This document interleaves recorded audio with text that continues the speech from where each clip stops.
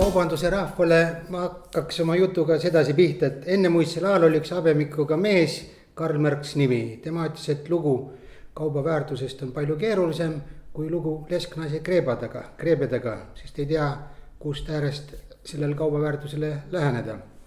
Ma ütleksin nii, et see juhi tervise ja sellega seotud probleemide küsimus on peaaegu sama keeruline. Aga räägime nüüd ilma lesknaiseta. Neid tegureid, mis inimest mõjutavad, neid on rohkem kui küllaga.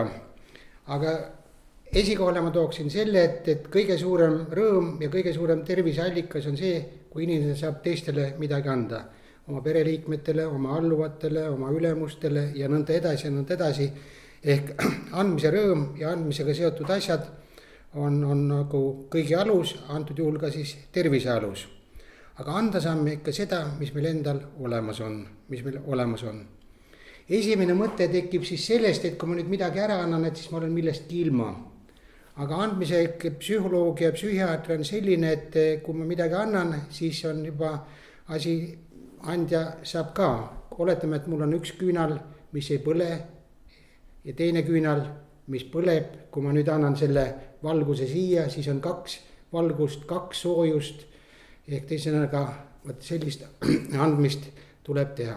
Nüüd kui me räägime siis alluvatest ja ülematest ja kogu kollektiivi risti ja põiki, siis ülemus selleks, et anda, peab ise olema nagu teistele eeskujuks ja kui me nüüd tervise juurde tuleme, stressi juurde tuleme, pingete juurde tuleme, siis seal on ka miljon varianti, aga põhimõtteliselt võiks asjad vaadata selliselt, et maailm muutub, keskkond muutub, olud muutuvad, turud muutuvad, finantsid muutuvad ja kõik ja puha ja selles muutuvas maailmas, mida rohkem ta muutub, inimene vajab just kindlat tuge. Ja seda kindlat tuge ongi vaja siis ülemusele endale ja kui ta ise selle tuve leiab, siis ta saab seda pakkuda ka nagu küünlaleeki teistele. Ehk teisega see, et selle toe osas on ka palju nagu öeldakse tasandeid ja neid tugesid on palju.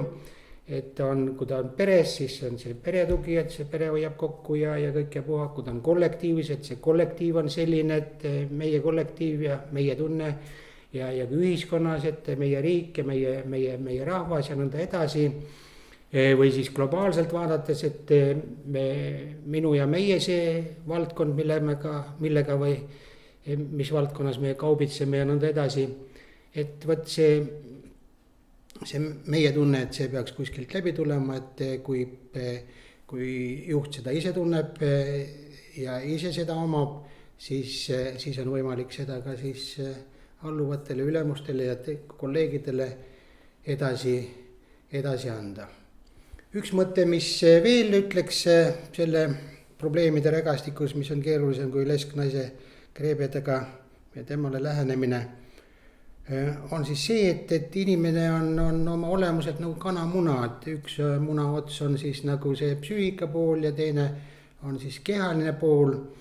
Et see, mida liigutada annab ja arendada annab, et kui me arendame ennast kehaliselt, karastame ennast kehaliselt ja nõnda edasi, see mõjub ka psüühikale ja kui me siis psüühikat kasutame ja arendame, et siis need mehhanismid kanduvad ka edasi kehalisele poolele. Nii et tuleks vaadata siis nagu keha ja psüühikat ja inimest tervikuna mitte ainult sellest 2 aspektist, vaid ka siis keskkonnas aspektist, mis siis pidevalt muutub. Mina olen nüüd niisugune mees, kes on siin maailmas elanud juba 22 aastat korda pi. Ja siis ma mõtlen ka selle ilmaelu üle järele ja siis ma olen jõudnud sellisele järeldusele. Õhtul ma vaatan ja loen siis neid asju, millega ma iga päev kokku ei puutu ja kui haigemajas on nii, et millest me alustame siis kuskil haigusega kuskilt algust otsast pihta, siis õhtul ma mõtlen, et alustaks ka kuskilt algusest ja päris alguses oli üks suur pauk. Targad mehed on uurinud ja rehkendanud, et see suur pauk oli 13,8 miljardit aastat tagasi. Kui ma nii suurtele arvudele mõtlen, siis ma oma päevamuredele enam ei saa mõelda, aga see selleks.